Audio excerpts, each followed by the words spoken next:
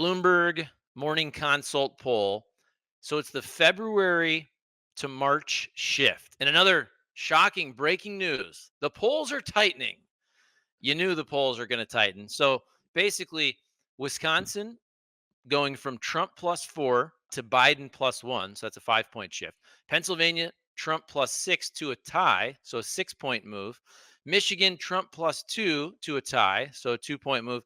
Nevada, Trump +6 to Trump +2. So Biden picking up 4 points. And the last time we did a show, Eric, I believe we talked about the fact that we didn't see a polling bump from Joe Biden after the State of the Union address, which surprised me. I thought we would. So, what do you think here? Because is it just happening a couple weeks later, or what? I think it's a I wouldn't call it a bounce. I would call it more like a gradual lunge toward Biden in the polling. It's very subtle, and there hasn't been a ton of polling taken specifically after the State of the Union. So we're still kind of, even though it's been what, 3 weeks now, we haven't seen a ton of polling. What we have seen is the race hasn't changed dramatically. I would still, to be clear, top line today, I would rather be Trump than Biden. I think if the election were held tomorrow, Trump would probably win. Not a certainty, because polling can be wrong, but he's still consistently been very slightly ahead.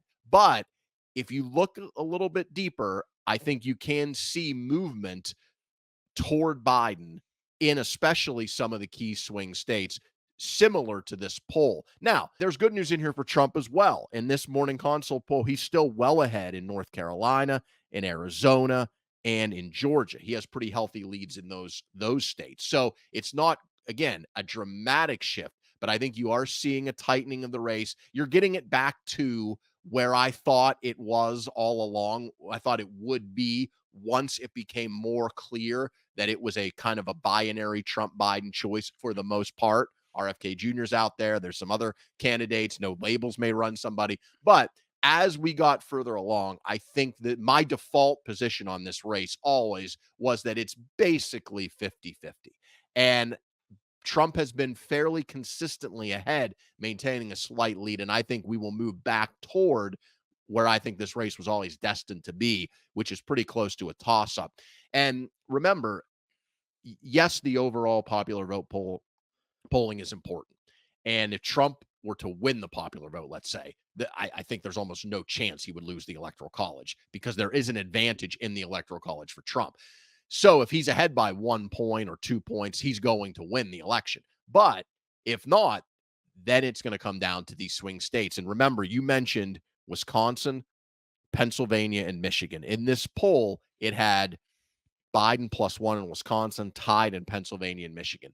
Biden, all he has to do is win those 3 states. If he wins those 3 states, as he did in 2020, Pennsylvania, Michigan, Wisconsin, and then wins all the other states that he is very likely to win, that would give him exactly 270 electoral votes, exactly enough to be the president. Yeah, and that's where looking at this, and heck, I don't know anything, but this is basically what I thought was going to happen, and I still think what is going to happen. Some of these states where Biden was more competitive, or look at Georgia for example.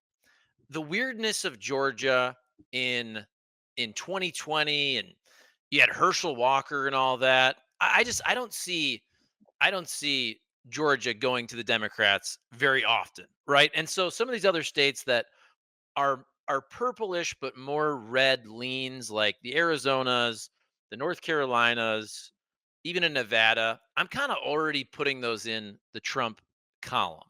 And I've thought all along, and I still think it's going to be the case, that this election is going to be, we're agreeing too much here, but it's basically an essential coin flip, and it's going to come down to those blue wall states where typically Biden and the Democrats, should have the advantage, but we saw that Trump turned the tides on those in 2016. So this polling doesn't surprise me. I think it's always going to come down to this.